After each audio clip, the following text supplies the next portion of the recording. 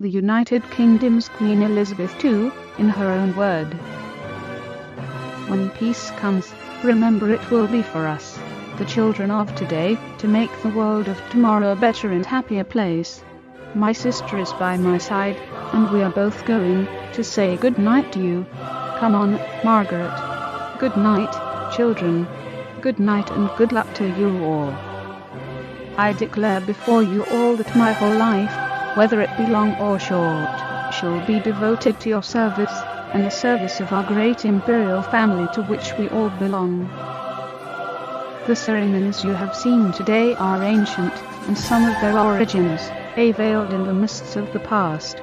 But their spirit and their meaning shine through the ages never, perhaps, more brightly than now.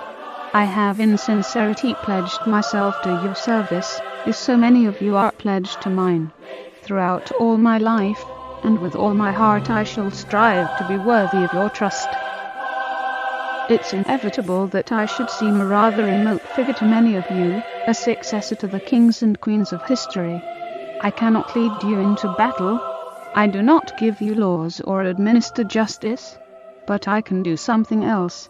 I can give you my heart, and my devotion to these old islands, and to all the peoples of our brotherhood of nations. We cheered the king and the queen on the balcony, and then walked miles through the streets. I remember lines of unknown people linking arms and walking down Whitehall, all of us just swept along on a tide of happiness and relief. I think it was one of the most memorable nights of my life. When I was 21, I pledged my life to the service of our people, and I asked for God's help to make good that vow. Although that vow was made in my salad days, when I was green in judgment, I do not regret nor retract one word of it. Like all the best families, we have our share of eccentricities, of impetuous and wayward youngsters and of disagreements. What I say to you now, as your queen, and as a grandmother, say from my heart, no one who knew Diana will ever forget her. Millions of others who never met her, but felt they knew her, will remember her. I for one believe there are lessons to be drawn from her life, and from the extraordinary and moving reaction to her death. I share in your determination to cherish her memory. He is someone who doesn't take easily to compliments, but he has, quite simply, been my strength and stay all these years, and I, and his whole family, and this and many other countries, owe him a debt greater than he would ever claim, or we shall ever know. For I know that, despite the huge constitutional difference between a hereditary monarchy and an elected government, in reality, the gulf is not so wide, and each, in its different way, exists only with the support and consent of the people. That consent, or the lack of it, is expressed for you, Prime Minister, through the ballot box. It is a tough, even brutal, system, but at least the message is a clear one for all to read. For us, the royal family, however, the message is often harder to read, obscured as it can be by deference, rhetoric, or the conflicting currents of public opinion. But read it we must. It is not one to which I have ever aspired. Inevitably, a long life can pass by many milestones. My own is no exception. While we have faced challenges before, this one is different.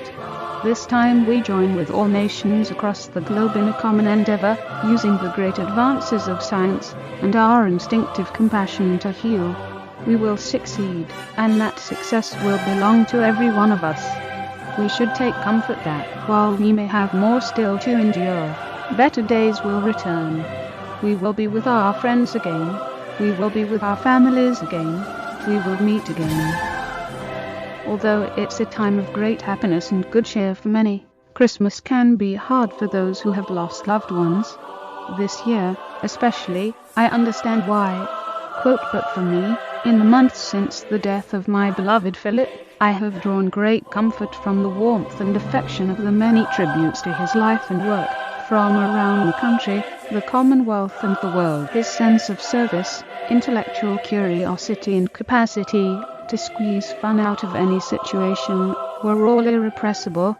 That mischievous, inquiring twinkle was as bright at the end as when I first set eyes on him. As we mark this anniversary, it gives me pleasure to renew to you the pledge I gave in 1947, that my life will always be devoted to your service. And so as I look forward to continuing to serve you with all my heart, I hope this jubilee will bring together families and friends, neighbors and communities, after some difficult times for so many of us, in order to enjoy the celebrations and to reflect on the positive developments in our day-to-day lives that have so happily coincided with my reign.